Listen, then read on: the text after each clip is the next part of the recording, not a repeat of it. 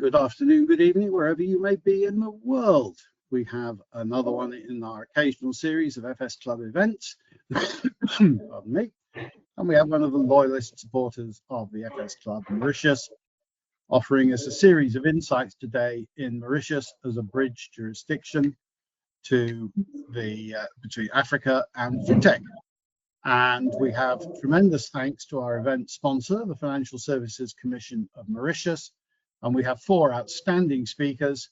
And once we have heard from the speakers, I will be happy to relay questions from you.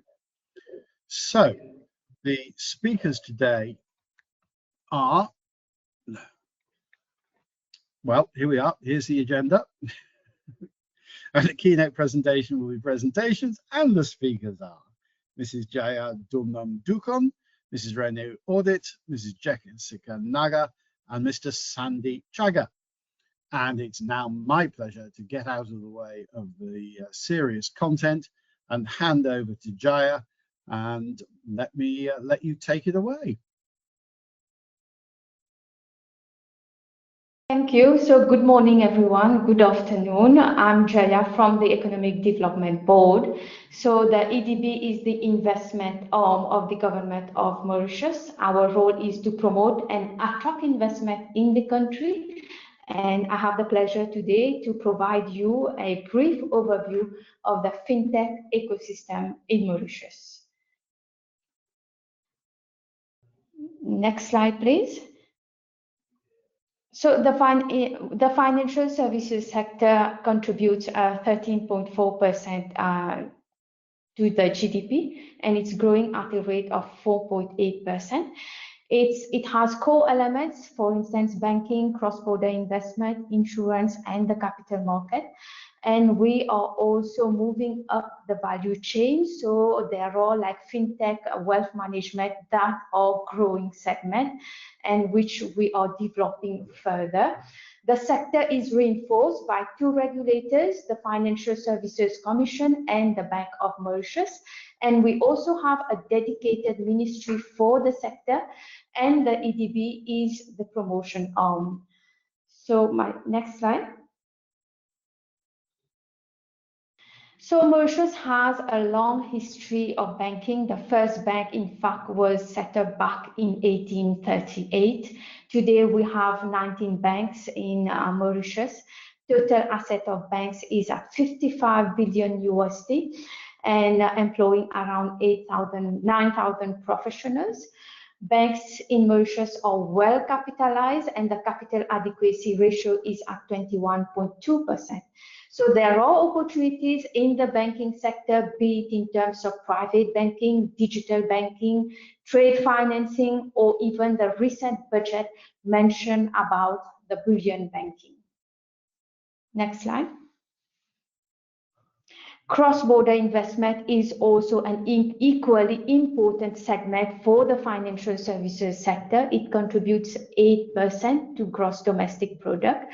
And as of date, we have around 13,000 global business companies incorporated in Mauritius. And out of it, 952 are global funds with an asset under management of 131 billion USD.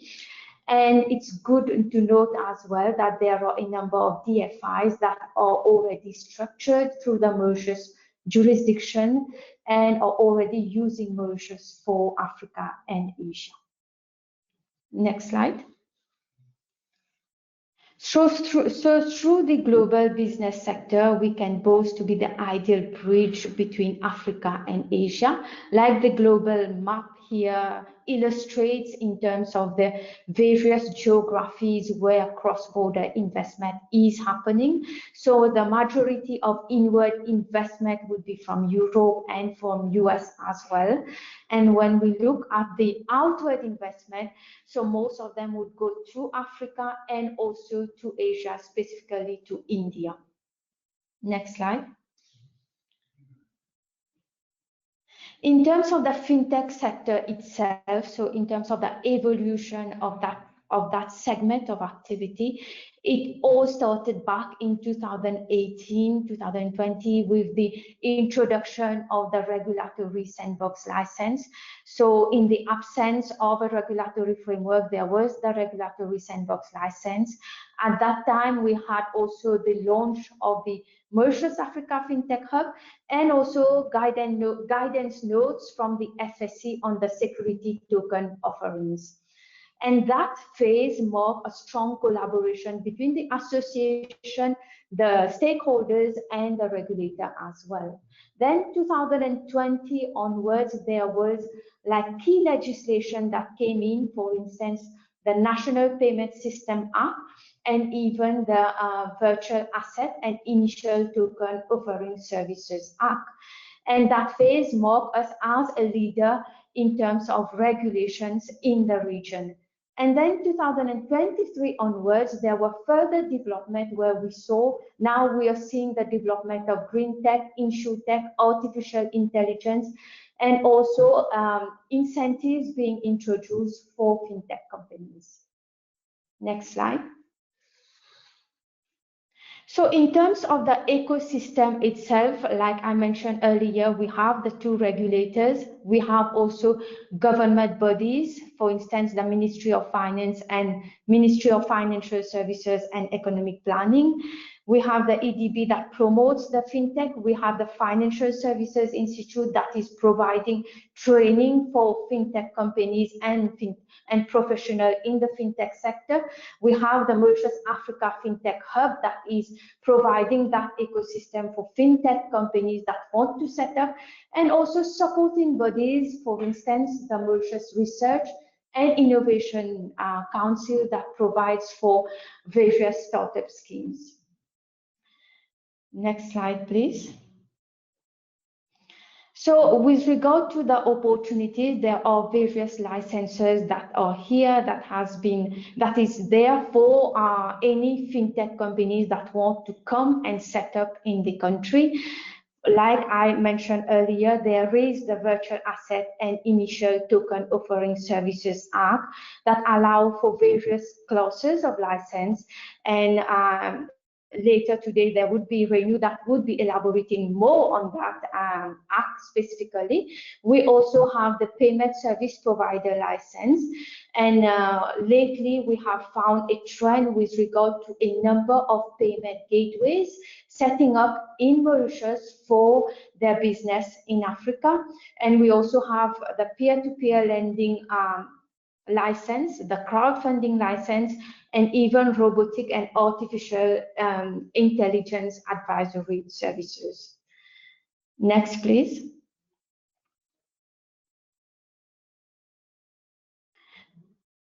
Yeah, next. So when we look at the potential of Africa, it is led by major countries, South Africa, Nigeria, Egypt, and Kenya. And fintech activities is bound to grow, so $65 billion USD by 2030. And in terms of Africa, the continent, there is a wide adoption of mobile money, and there is also the trend of faster cross-border payments and cheaper remittances. So this is where we also see a number of blockchain finance. We see interest in climate tech and green fintech. However, there are challenges as well in Africa. And the challenges would be with regard to shortage of skilled workers, lack of infrastructure, lack of regulatory framework. And here comes the advantage where Mauritius can complement Africa. Next slide, please.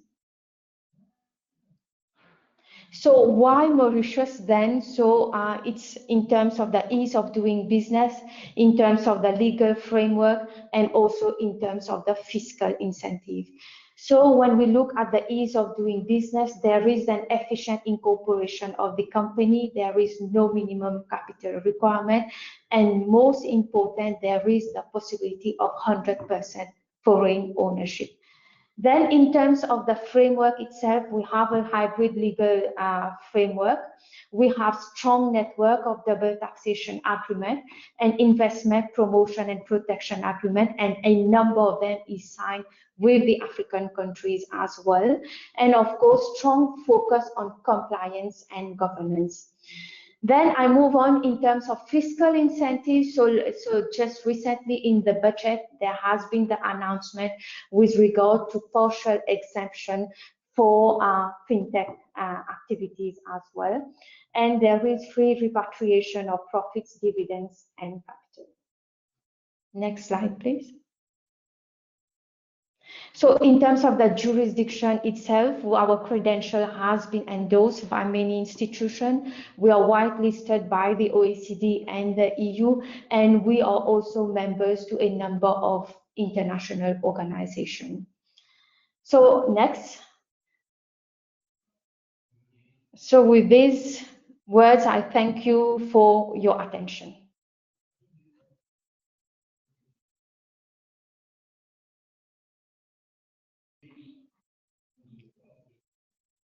We can't hear you.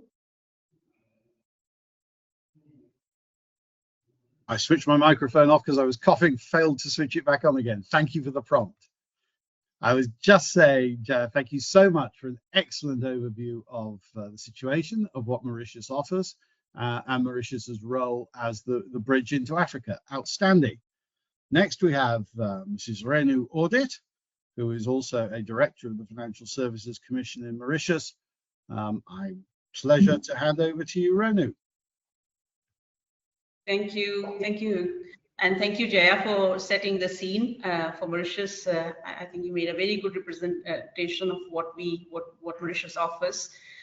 So we may have a consistent message coming up again and again, but I think the more we say, the better it is to get the confidence in what the jurisdiction is doing and what each of the stakeholders are, how they are involved and facilitate things. So with that note, I think what I'll say also is why connecting to Africa is important, because if you look at the market size of Africa today, we are talking about in FinTech space itself, nearly 1,200 active FinTechs and 9 unicorns sitting as at 2024.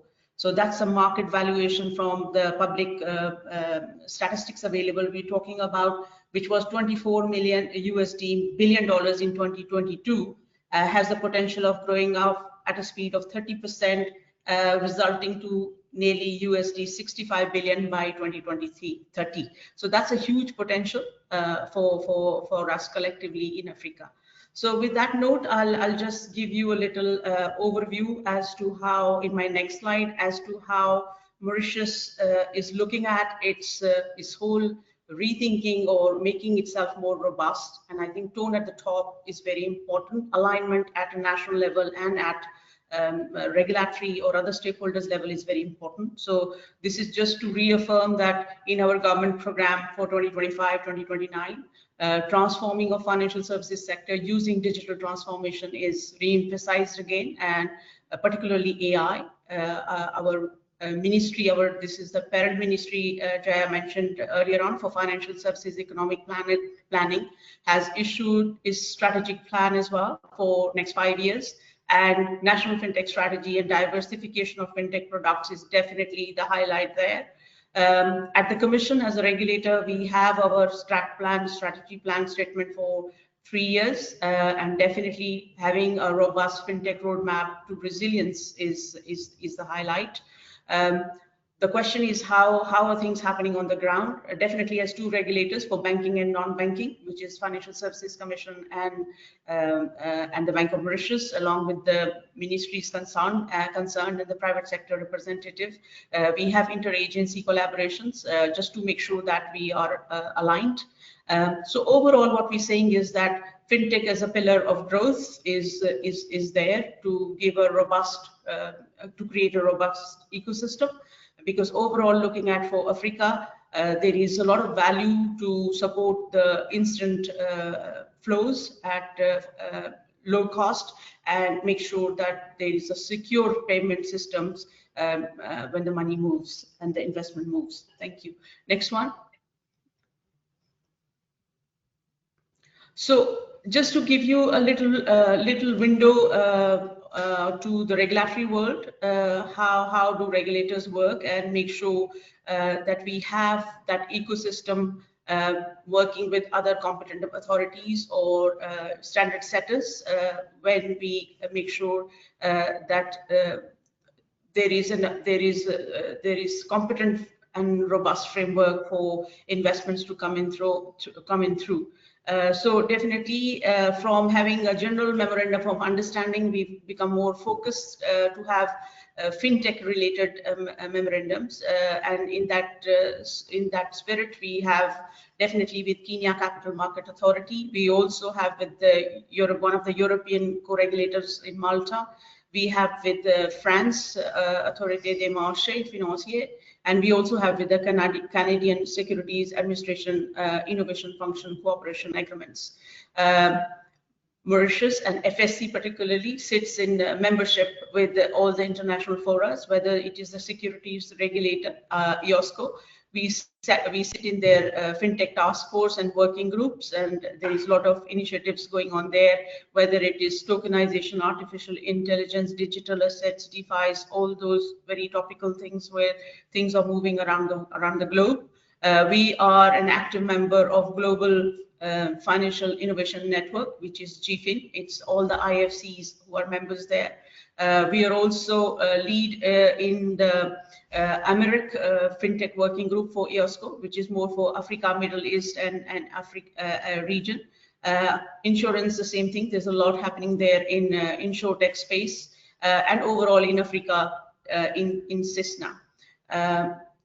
Industry cooperations, of course, in the local front, we work in close collaboration with Africa FinTech Hub, Mauritius Finance, which is an industry forum for all the non-banking, and they also have banks as members, and Africa FinTech Network, which is the broader network where we keep close interaction with, and interagency definitely, as I said, between regulators and the ministries, working towards common blueprints as we go along. Next one. Yeah, so this is the journey. I think Jaya has also shared that journey. But for me, the most important thing is when the journey started in 2016 and 2018 specifically, and each regulator, each jurisdiction was doing a self-reflection as to how ready our regulatory framework is to go into this FinTech phase. And to Mauritius and to FSC, it came out really a pleasant surprise when we looked at our Securities Act, and we found that it was very tech agnostic. So we were able to issue our FinTech series guidance notes immediately, whereby the securities could be recognized as a digital asset, as an asset class for investment, for particularly for sophisticated and expert investors. So that was a good start. That gave us a good push to offer and open up our securities market to other FinTech related products, and coming up with, for example, custodian services with P2P lending, robotic advisory and artificial intelligence. It's very well along with investment advisory space and the likes of that. And today this journey is continuing in the sense that we are looking at also in the insurance space with AI insurance aggregators, looking at stable coins. More and more sophistication, I think, is slowly coming in, and there is a lot of interaction with the stakeholders to make that happen. Second thing which happened is also from the FATF compliance perspective. We are largely compliant with the recommendation 15 and 16 coming to new technologies, and that basically allowed us also come with a full-fledged legislation which we call the VITOS, or the Virtual Assets and Initial Token Offerings Act, which enables us to provide the framework for all the FinTech related developments. And just to make it a user-friendly, it enabled us also to create a special web page on our website, and I'll invite everyone, you to please have a quick look at that, refer to it. It's a good web page called FinTech and Innovation. If you're looking for some sort of a terminology, what does it mean in Mauritian context, there is a very comprehensive guide for FinTech technologies. We're calling it lexicon, and you will get all sort of up-to-date information in that space. Next. So overall, this is if you want to have some sort of a pictorial picture of how does the Mauritian regulatory ecosystem looks like. It's very resilient, it's very competitive, and you will see that not only the regulatory framework as it's evolving, but an FATF compliance to make sure that we meeting all the international standards to combat financial crime, which comes along with it. It's also tech agnostic. In the sense that it's allowing us to have hybrid, for example, investment funds. They can invest in digital assets. Investment dealers can also offer on their platform cryptos or digital assets. Risk management perspective, we have done national risk assessment from AML perspective for our FinTech space. So that keeps us very resilient to keep moving on to the new innovation space, whether it's tokenization, whether it's NFTs, whether it's stable coins going forward and the likes of it. And from an accolade perspective, I mean, September itself, GFCI results have been out, 38 have been out, and we have upskilled our rank to 52, and now we are first in Africa. So we really take a lot of pride in that. Next one. So this is just an acronym we use for anyone who wants to operate within the FinTech space. There is 5 types of licenses we offer. We have used an acronym called MAURIS, for Mauritius short. So it's class MORINS, easy to remember. So it ranges from offering a broker-dealer license with digital exchange, with digital platform. It has a full-fledged wallet services license to transfer any virtual assets. We're talking about a custodian. The flexibility we have evolved from coming up with a regulation and evolution of that is that now we allow a custodian to hold both traditional securities as well as digital virtual assets or digital assets. So this is the evolution we have, but of course at arm's length with the right risk management frameworks and internal controls and so on. Asset advisory is one of the license which is offered, and the last one is definitely the asset marketplace or the exchange as we call it. In addition, the issuers can come up with token offerings. Now, question is that is it really happening? Answer is yes. We have issued some 10 licenses under this. So Commission had the experience of actually going into the stakeholders or the applicants' world to see, what do you do? How do you do? How do we regulate that? So there is a whole journey, whole story, which has come to life. I think since we have issued the legislation. Next one. So in addition to our virtual assets, we also provide overall the alternative funding models. I will not go into detail into this. I think Jaya has mentioned, but the only thing I'll say is that if any of these are of interest to you, we have on our web page the whole codified list of licensing. So all the licensing criteria, the applications and conditions, the cost, regulatory cost of this. All is very self-explanatory, and I think that might help if anyone is interested.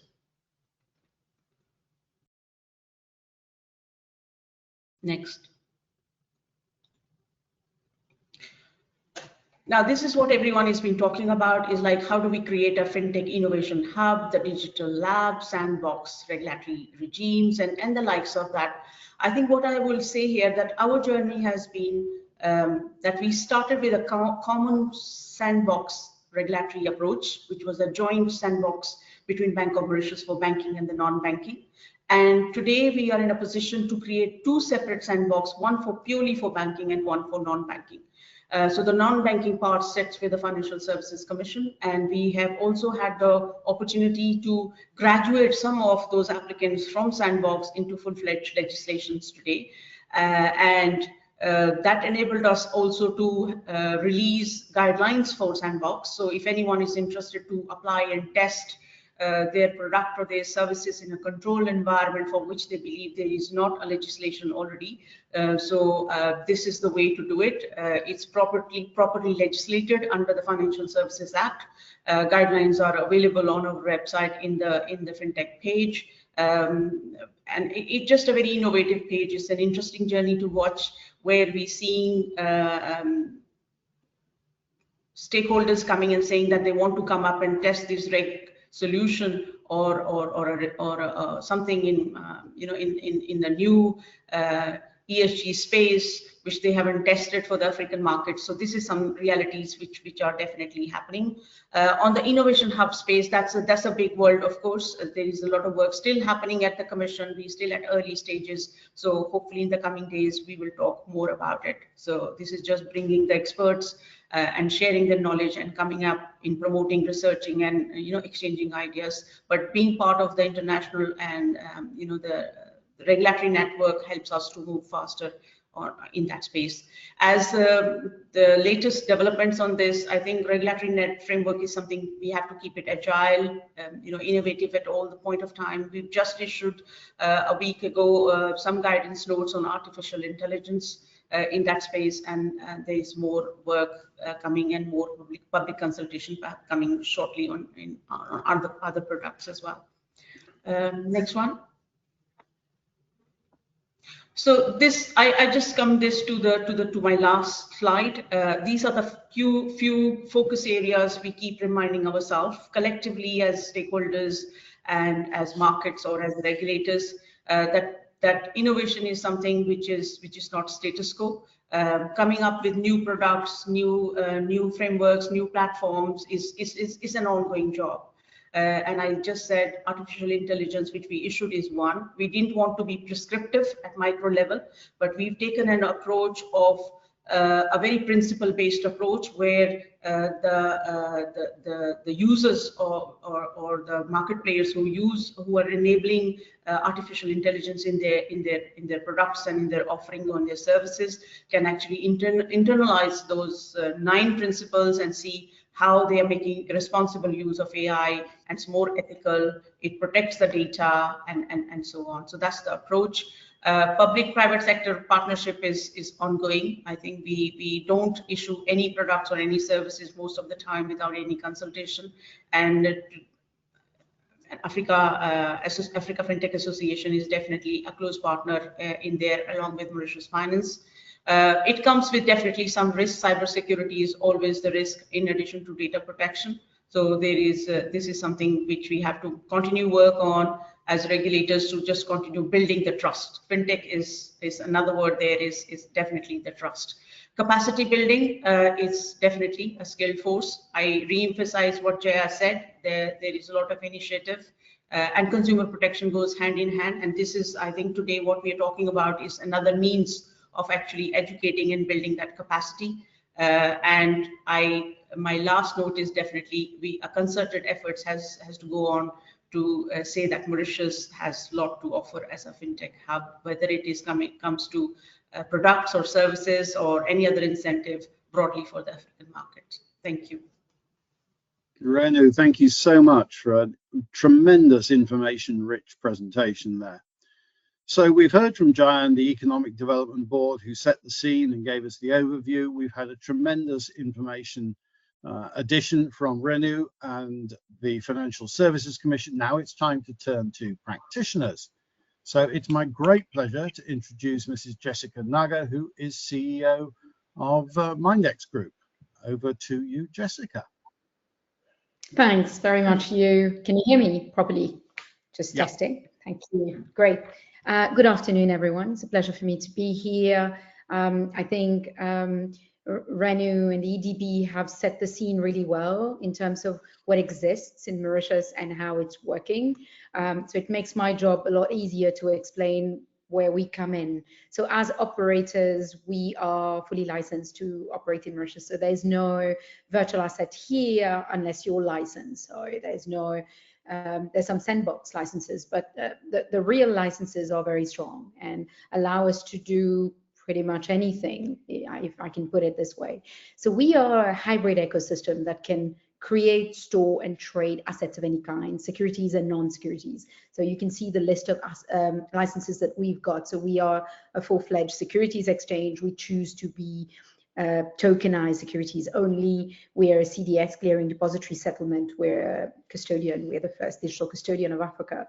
And we are also a virtual asset marketplace, which means we can, yes, trade regulated crypto, but we can issue regulated ITOs. That's what's very interesting to us. And can I have the next slide, please? So just to give an overview, right? So about what is it that's now interesting? What are the trends for investment? Next slide.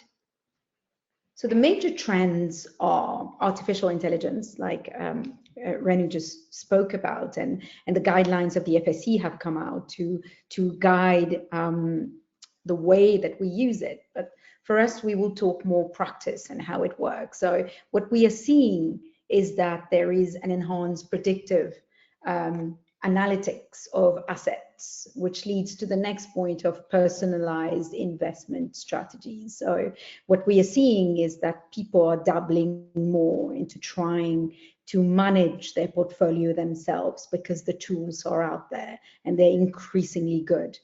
And the last one is automating routine tasks, and that applies to investment as well, where you can put floors and ceilings and values at what you would execute your trades at.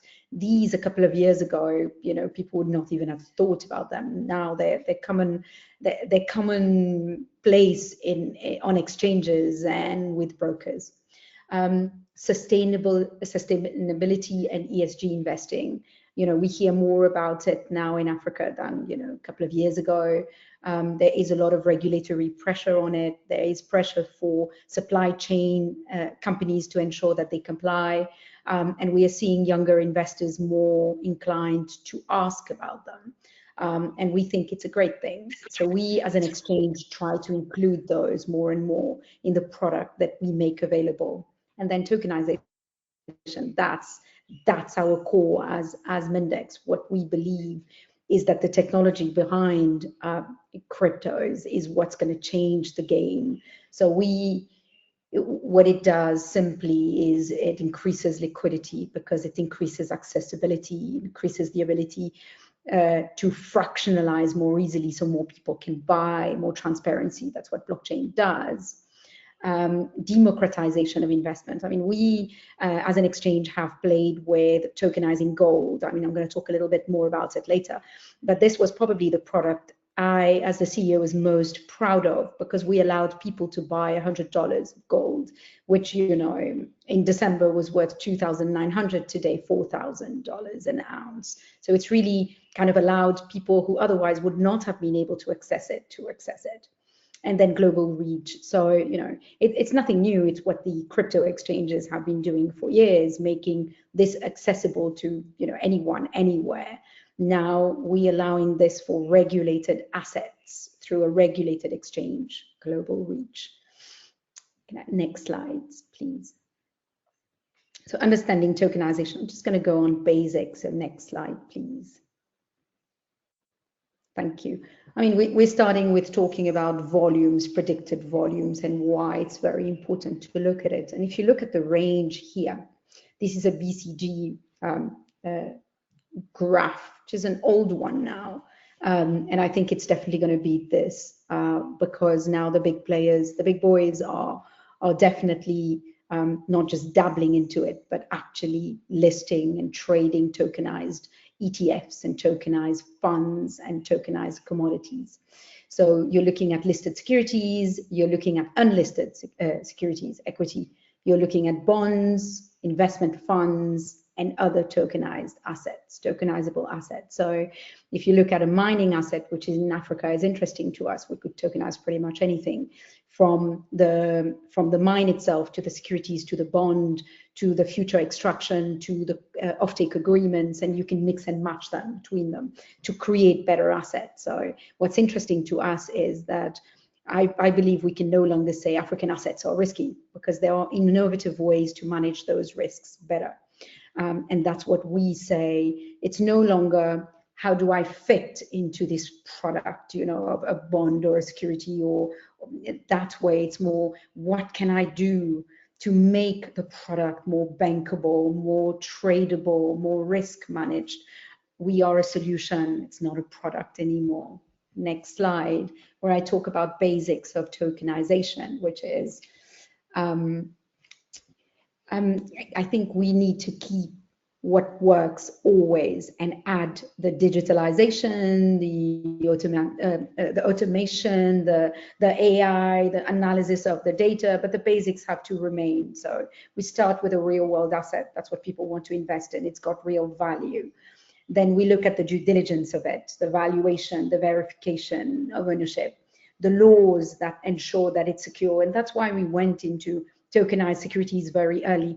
Mindex was the first digital exchange in the world to be recognized by HMRC UK. And, you know, it's an incredible thing for us to have done from Mauritius, and which is also credit to our regulators, because it showed that, you know, by regulating us, they had looked and made sure we were secure and we were at international standards. And so once you've looked at the due diligence and you've created a good asset using laws and processes that exist and work, then you tokenize it, which is you digitalize it and you put it on blockchain for all the advantages of blockchain. And then great, you can fractionalize it. You can create what you call fungible tokens, so little bits of it, and everybody can buy it. And then you store it securely in digital wallets. So at this stage of the fintech world, there is more centralized than decentralized. So having regulated exchanges that understand their roles is key. So that's what we chose to do as Mindex Digital Custodian. Next slide. So this is the benefits to investors of a tokenized ecosystem. So it's liquidity, because it's accessible to more people more easily. So it breaks down barriers. It's 24/7 trading. I mean, I'm not going to take credit for that. It's been happening for decades with crypto, but now we're doing it with real world assets and securities. Transaction costs low. It's definitely much lower. And I would say not just transaction costs lower, transaction risk lower. As a lawyer, I mean, I cannot stress how important it is to an investor based on the other side of the world buying an asset to get it quickly. The longer it takes, you know, and I think Renu said that very well. Trust is the key word in what we do, because it's digital, because in the people's head, you can't touch it. It's therefore less secure, but it's in reality not the case. But the speed of the transaction is key. Fractional ownership, which I've said a few times about, it allows more people to buy. And in Africa, where, you know, we often talk about sachetization, you know, people buying smaller bits because, everything is in foreign currency, more expensive. Now it becomes more accessible, so we create more wealth, more investment and more wealth. Transparency, that's what the blockchain does. Fast settlement, key. And DeFi, that's where we hope the world is going to go in the future, with the regulators comfortable, with the risks managed, and, you know, it's a journey, and I think that probably will be the end game. And then bridging the old world with the new, so to ensure that the larger investors, the more traditional players, see the benefit of it, and we see ourselves very much in the middle. It's the bridge to facilitate this in the most secure way, ensuring that investors are protected, but creators of products and assets and infrastructure projects in Africa can get funded for the development of the continent as a whole. So the next slide, please. This one, what I spoke about before, is the gold product that we created. And I think that's kind of an example of how it works, you know. So gold is widely accepted as a secure form of investment, but physical gold comes with all of its risks. Even though people like to hold something and feel it's more secure, it comes with limitations, cost, risk, insurance, which doesn't necessarily address the risk, because if it's a small value, you can't even insure it. And then when you need to trade it, you need to have it reviewed. Is it really gold? Has it changed? You know, and the cost of having this asset reviewed, you could lose any benefit you would make from it.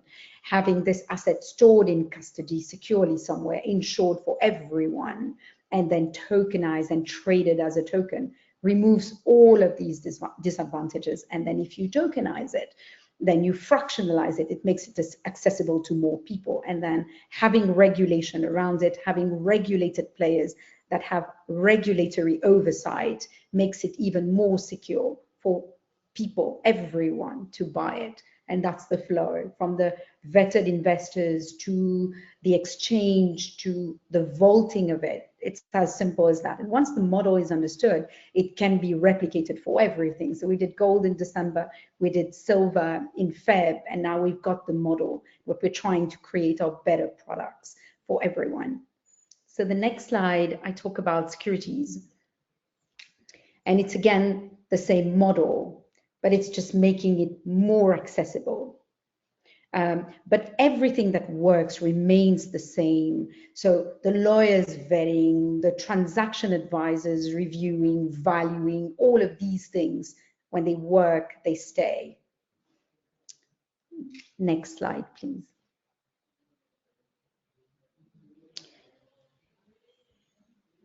So next slide, please. So this is what we say is Exchange 2.0 and AI, you know. So these are the flows, you know, so tailor-made asset structuring. So with the innovation of tokenization, the ability to securely recognize assets of any kind makes it possible now to tailor new types of assets. So within one capital raise, you could have different types of assets and correlated. So let's say you're raising for an airline, you could have a bond created, tokenized by a plane itself. So you can play between the assets also. So tailor-made asset structuring to make that asset best. Operational efficiency, so you could use technology, so predictive analytics, chatbot, support automation, all of these things reduces the cost, increases the accuracy. So it's not about talking about to one person, it's large amounts of data, which keeps increasing the quality of the advice that comes out. And compliance and risk management, instead of having a few people looking. And you know, we have to say this, when people look, it's not exactly the same level of due diligence vetting every time. It varies. So some would have a higher risk threshold, some less. We're trying to automate to create more standardized ways of looking at risk. So risk-based approach to what we do. And then AI agent trading, I mean, this is coming. This is how it's going to be. So I think for me, the future will be not whether we use AI to trade. It'll be a question of whether we want to say to the AI, I want X amount of money at the end of the year and I'll be happy. Or I want to say to the AI, I want to be the richest I can be with this amount of money. So the freedom will come from the choices that we make, but it's coming and it's already here. And I would encourage people to test and see, because it's only when you do that you understand the power of these things. And I say that because my next slide is why I say I got excited about AI really quickly and very early on. My son plays chess, and I thought, you know, how do I get involved with this? Because I wasn't a chess player, and he was very young, very good. And I fell into this story looking into chess. And you know, I think a lot of people have heard of this now, but for me, it was shocking that, you know, for me, chess was something that we thought were the richest humans, you know, not richest, sorry, the most intelligent humans doing that. And here you're looking at, I think Stockfish was the one that was taught how to play chess by humans. And AlphaZero was the one that was the generative AI that learned by itself. And the story is, you know, who beats who? And it's a clear one. It's the generative AI that beats the one taught by the human. And the worst of this is that it does it in 4 hours. So this is the activity we think the most intelligent humans do, and this is what happens in 4 hours. You beat the one that's beaten the chess master, you know. So I think we need to look at it. We need to look at it differently. We need to look at it as a tool. We need to understand it. And I think the sooner we start using it, the better. Next slide, please.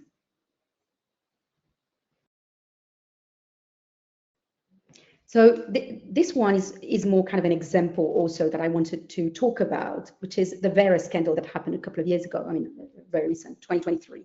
So it was about saying a lot of the carbon credits out there were not trusted. And I think what we do as an exchange is that we make sure that the project is vetted, not just the tokenized assets at the end. So, you know, we all want to get the asset to a commodity phase, which is the carbon credit. It's a commodity, it can trade anywhere, it's got the same value, and therefore it can trade more. What I saw as a gap was not just the liquidity, because there are large exchanges out there. The liquidity is there, there's no question. You know, to compete there would be harder. But the gap was who's looking at the projects themselves. And that's why we created this very regulated, place where we could look at the projects. And then, you know, with technology now, you are able to control the end tokens if you're controlling the projects. So you could have clawbacks, you could have freeze ability within the tokens to manage those risks once you see a risk. Next slide, please. And now with technology, you could do these automated. So, you know, this changes the whole game with audits and auditors. It's no longer post-event when the risks already happened. It can be live, it can be, you know, and you can make decisions at those times, which for us is key, because then it will create better assets. Next slide, please. So just a few words about us. We are a disruptive and purpose-driven innovation company. We choose to go where we see a gap and where we can make a difference. Next slide, please. This is our regulated infrastructure. We have 4 licenses in Mauritius. We're now expanding out of Mauritius, so about to announce new licenses in Africa.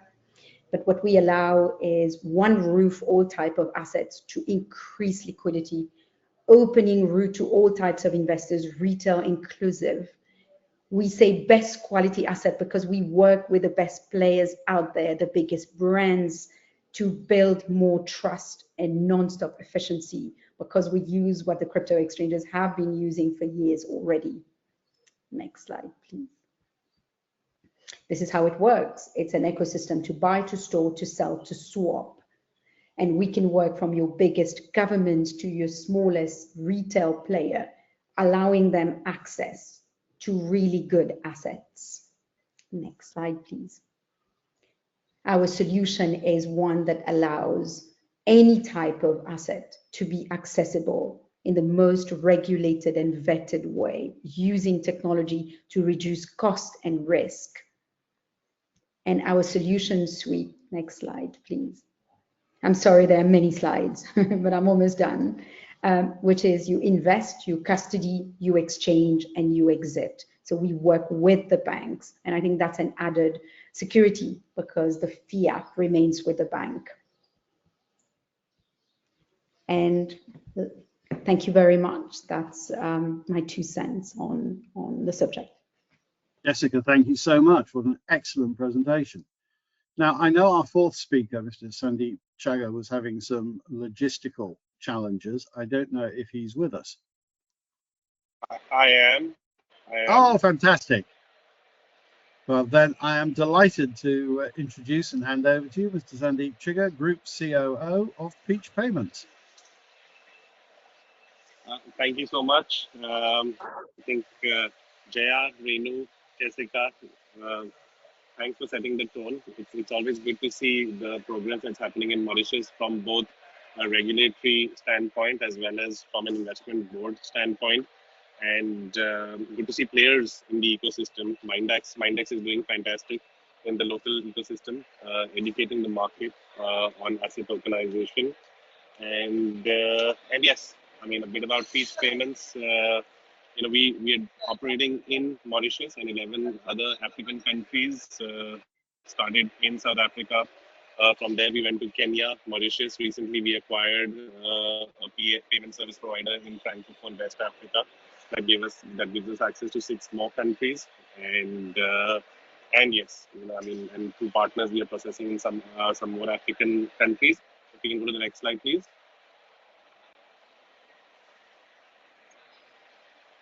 Right. So the opportunity that we see in Africa, and how do we see Mauritius play a key role in the entire ecosystem? Now, if you look at Africa as a whole, it's divided into 2 major segments. One segment is the bank, and the other is the unbanked. And we are seeing this in the countries that we are operating in. As an example, South Africa and Mauritius are heavily banked. Not heavily banked, but the banking infrastructure is high, and the bank population in both these countries, is very adept with the financial ecosystem and using all the tools that the financial or the banking ecosystem provides. And then we compare to a country like Kenya, where M-Pesa is prevalent. 80% of the transactions happen on M-Pesa. Card would be at 10 to 15%, and the remaining being cash. We recently acquired this company in Francophone West Africa, where again we are seeing 90% of the transactions happening with mobile money. These are the 2 segments of Africa that we operate with. Our role predominantly is that of payment acceptance in the e-commerce and in-store space. We work with 6,500 companies in all the markets that we operate in. And why we see an opportunity in Africa is because of the demographics. Today, if you look at the median age in Africa is 19.7 years, and as per predictions or research reports, or even Bill Gates said that 50% of the workforce by the end of the century will be from Africa. And the good thing is that most of the main people in mainland Africa are digital natives who have skipped banking as a whole.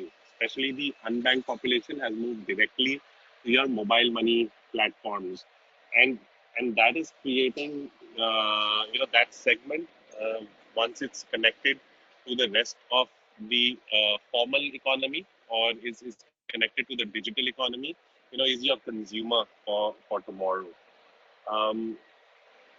So hence, we can safely say that in a lot of ways, one part of Africa has leapfrogged cash and skipped banking and gone directly to digital mobile payments. Today we're looking at Europe and US, where millions are being spent to educate the consumers to move from card to digital forms of transactions, which are instant and interoperable.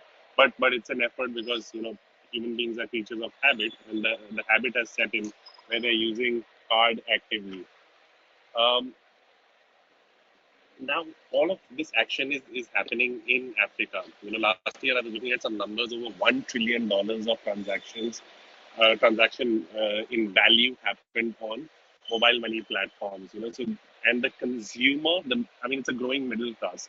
Over 300 million middle class population that is going to be spender for the future, and we see significant role that Mauritius can play in this, and we are leveraging that in some way or the other. Now, the 10 or 11 countries that we are operating in Africa, what we are seeing is most of the larger companies that we service for payment acceptance have some sort of a presence in Mauritius. They have an offshore entity in Mauritius that they use for their treasury purposes, and even their billing purposes. I'll take the example of some of the hotels, international hotels that we work with that are using Mauritius as a regional billing and treasury center.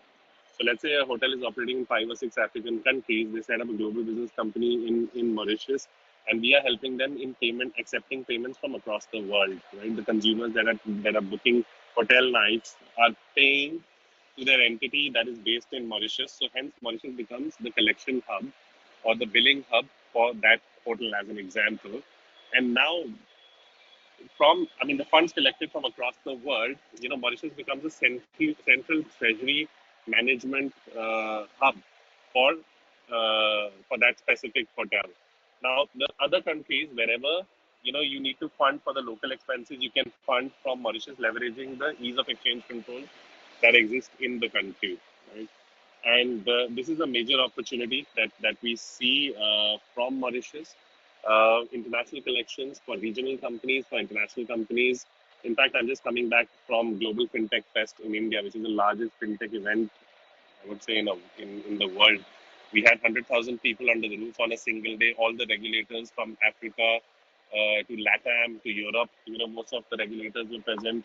Most of the decision makers for countries were present, and even for India, even the government of India sees Mauritius as highly strategic, and that's the reason why there's a government-to-government initiative where the MOCAS switch, that is the instant payment switch of Mauritius, is now integrated into the UPI. That's the instant payment switch of India, so that transactions can happen on a bilateral sort of a network between India and Mauritius, which means that Mauritians, when they travel to India, they can use the local payment apps, and Indians, when they travel to Mauritius, they can use the local payment apps that that are in India, that are built on the UPI rails, right?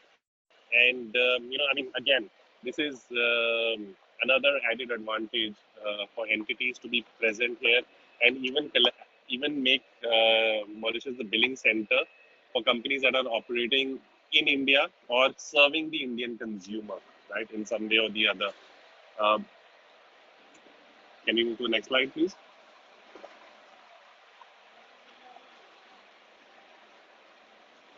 Right. So this is the opportunity that we see, and we are trying to leverage the offshore structures that exist in Mauritius and promoting the same to all our partners and merchants who are using us in other countries. And there's a very this becomes a very specific use case and example, where they can leverage the Mauritius as an international financial center, whether it's through offshore sectors or the rich banking ecosystem, ease of exchange controls, and this is one of our pitch to any international conference that we go to, and of course, we have a strong foundation of over 180 offshore management companies and the multitude of offshore structures, offshore companies that exist. The numbers that were shared by Jaya. Can we move to the next slide, please?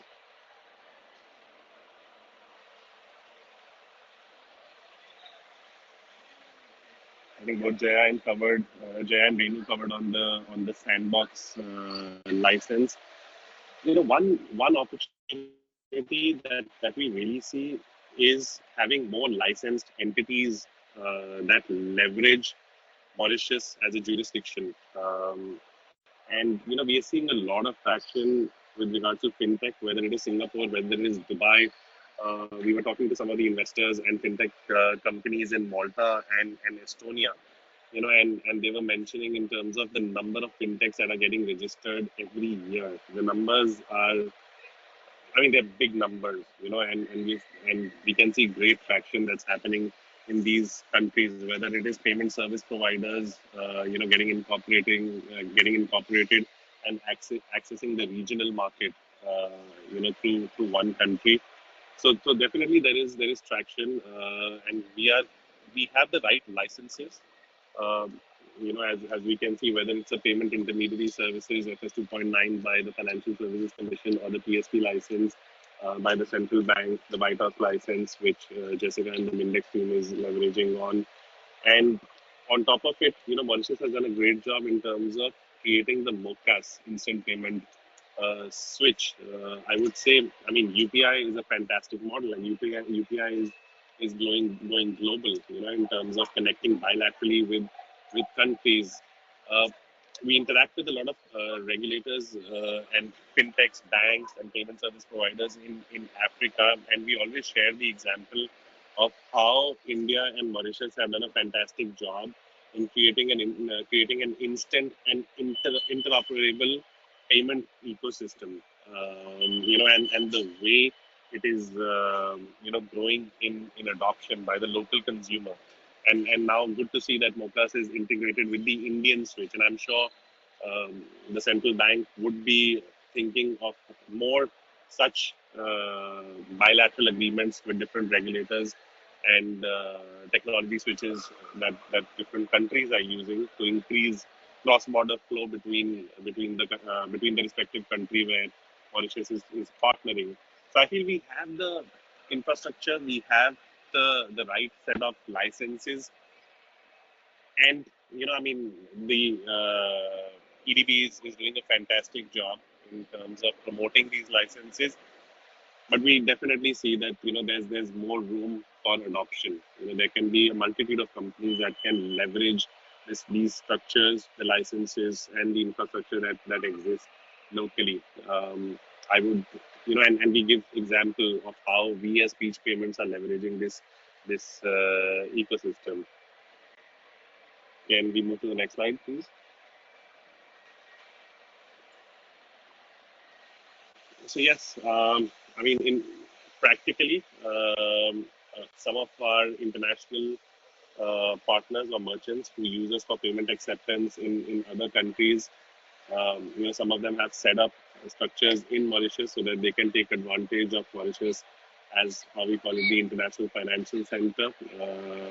Take advantage of the ease of exchange controls, accept payments in multiple currencies, and centrally manage treasury from Mauritius.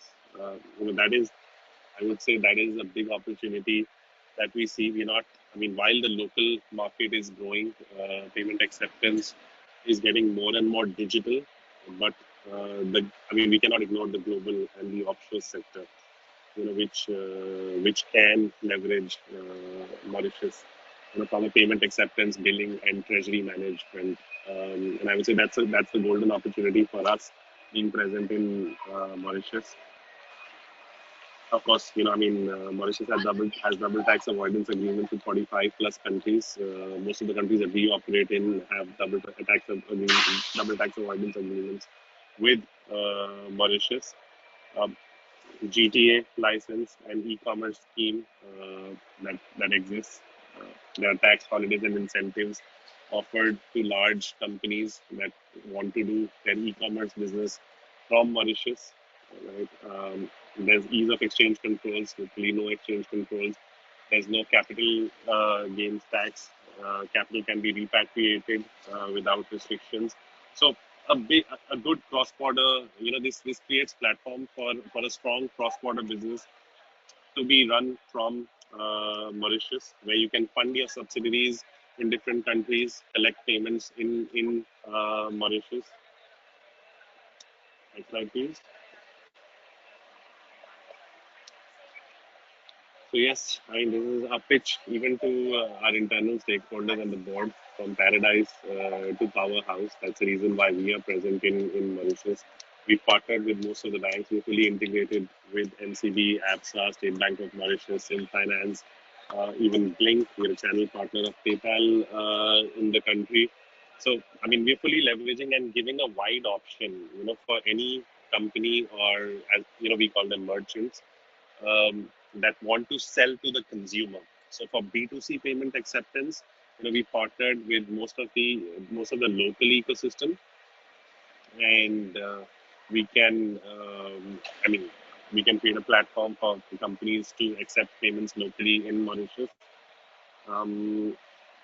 We've hired around 20 to 25 people locally. I think we have around 22 people locally, and we are recruiting a few. So we are leveraging on the talent present in the local market. Thankfully, there are some international payment companies that had presence. The banking infrastructure and the ecosystem is strong. So we were able to get some good talent that is bilingual.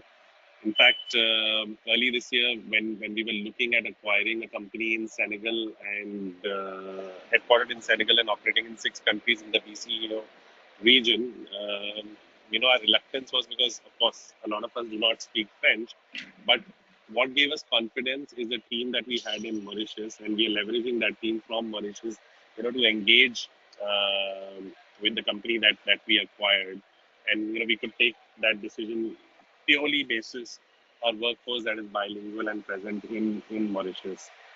So yes, I mean, as a fintech, we see great opportunity in Mauritius, and yes, I mean, we've been encouraging most of our merchants and partners, to come and set base here and leverage what Mauritius has to offer.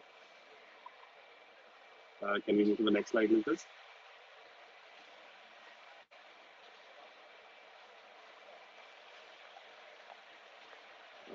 The next one.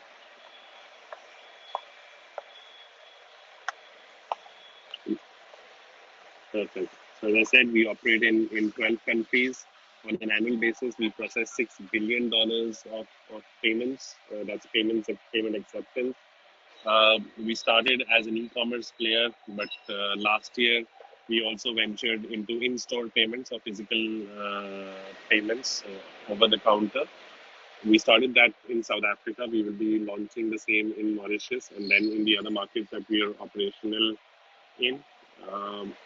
Again, in addition to card, we have integrated with all the alternate payment methods that exist in the countries that we are operational in. As an example, in Mauritius, we are integrated with Blink, IMTEL. We offer the no-cost rails, again, through Blink. We are integrated with Juice. We are integrated with PayPal, which is a channel for which we are a channel partner. Amex, Visa, MasterCard is other card schemes where we are able to accept payments through our integration with the local card acquirers in Mauritius. So yes, I mean, all in all, Mauritius is highly strategic for us. Hence, we are increasing our workforce locally and to serve both the local market and also the offshore companies. I think this is the last slide. If you can move to the okay. There's one more. Again, it mentions our partners in the local market, the acquiring banks that we work with, the currencies that we support. Okay. Next slide, please. And this is our ecosystem across the different markets that we operate in.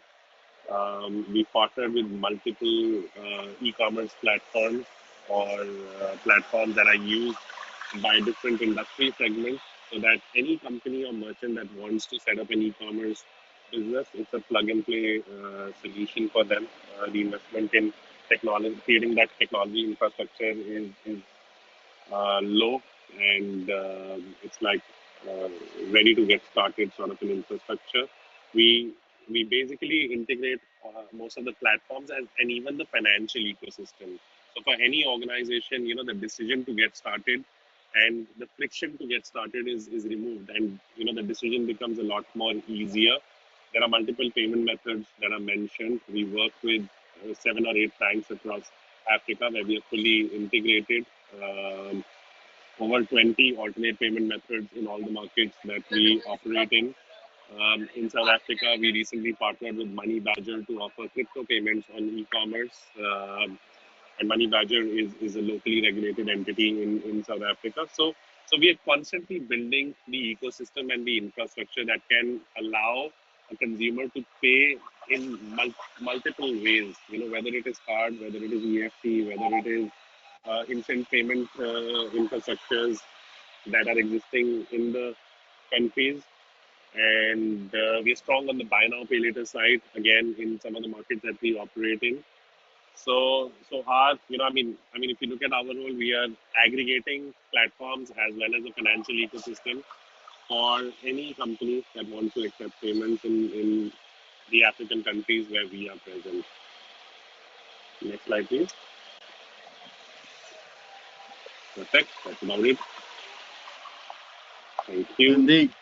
Thank you so much. And my thanks to all our speakers, to Jaya, to Renu, to Jessica, and to Sandeep. And of course, our thanks to the event sponsor, Financial Services Commission. We would have had questions, and we will follow up individually, but sadly, we have run out of time. But it would be remiss of me not to thank all our sponsors and thank them very much indeed. And you can see here, for those of you who are in London and for those of you who can attend remotely, we have a number of upcoming events on the 15th, 21st and 23rd of October. And last but by no means least, my thanks to everybody for attending, making this such a great session. We will return soon with a further FS Club event. Thank you so much to all.